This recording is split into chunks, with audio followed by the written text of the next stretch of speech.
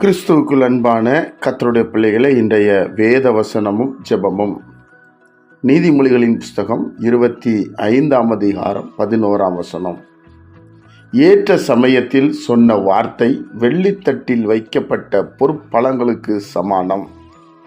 என் அன்பு கர்த்தருடைய பிள்ளைகளே, பலவிதமான நேரத்தில் நாம் நிறைய நேரத்தில் சோர்ந்து போகிறோம், பலனற்று போகிறோம், திடனற்று போகிறோம். எப்படி என்ன செய்வதென்று தெரியாத திகைத்து நிற்கிற நாட்களும் காலங்களும் உண்டு. ஆனாலும் அந்த நேரத்தில், அந்த வேளையில் ஒரு அற்புதமான ஒரு வார்த்தை நம்மளை பார்த்து கடந்து வரும்போது அது ஒரு பெரிய சந்தோஷத்தை நமக்கு கொடுக்கிறது என்பதை வேதம் நமக்கு சொல்லுகிறது. அதுபோலதான் ஆண்டவராகிய இயேசு கிறிஸ்து தம்முடைய நாமத்தினாலே இந்த வேத புஸ்தகத்திலே அநேக வாக்கு தத்தங்களை நமக்கு எழுதி வைத்திருக்கிறார். இதை நாம் படிக்கும் பொழுது, நாம் சிந்திக்கும் பொழுது, தேவன் அந்த சூழ்நிலைக்கு ஏற்றபடி நமக்கு வார்த்தைகளை தந்து நம்மளை பலப்படுத்துகிறவராயிருக்கிறார். ஒவ்வொரு மனிதனும் ஒவ்வொரு சூழ்நிலையில ஒரு சோர்வை சந்திக்கிறார்கள். காரணம், இந்த உலகம் வெறும் சந்தோஷத்திற்கு மாத்திரமல்ல, சந்தோஷம், துக்கம் இப்படி மாறி மாறி நம்ம வாழ்க்கையில நடந்து கொண்டே இருக்கும்.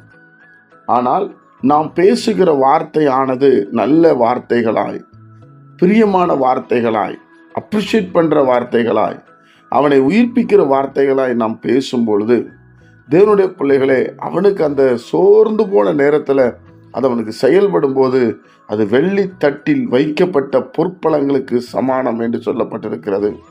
சந்தோஷத்தோடு அதை ஏற்றுக்கொண்டு தெய்வத்துக்கு நன்றி செலுத்துகிறவனாய் காணப்படுகிறான். அதனால தேவனுடைய பிள்ளைகள், நல்ல மனிதர்களுக்கு, நீதிமான்களுக்கு, ஒருவேளை அவங்க விழுந்து போகிற ஒரு சூழ்நிலை இருந்திருந்தால், நீங்கள் அந்த நேரத்தில் நல்ல வார்த்தைகளை சொல்லி தேற்றுங்கள். கர்த்தரை முன்வைத்து பேசுங்கள். ஏனென்றால் கர்த்தர் தான் ஒரு மனிதனை ஆசீர்வதிக்கிறவர். தேவனுடைய ஐஸ்வர்யமும் கனமும் உம்மாலே வருகிறது. நிறைய பிரச்சனையில மாட்டிக்கொண்டிருப்பார்கள், வெளியே வர முடியாமல் இருப்பாங்க. அப்போ அந்த மாதிரி ஒரு மனிதனுக்கு தேவையான நேரத்தில் பயப்படாதீங்க. ஆண்டவர் இருக்கிறார், உங்களை கைவிட மாட்டார். இஸ்ரவேலின் தேவன் நம்மளை காக்கிறவராயிருக்கிறார் என்று சொல்லி நாம் பேசும் பொழுது நிச்சயமாக அந்த வார்த்தைக்கு ஜீவன் உண்டு. பிரியமானவர்களே, அப்படி நல்ல வார்த்தைகளை நாம் பேசி இந்த பூமியிலே வாழ்நாள் எல்லாம் ஆண்டவருக்கு மகிமையாய், ஆண்டவருக்கு பிரியமாய் நாம் வாழும்போது தேவன் நம்மை ஆசீர்வதித்து நடத்த உண்மையுள்ளவராயிருக்கிறார். நாம் ஜெபிப்போமா?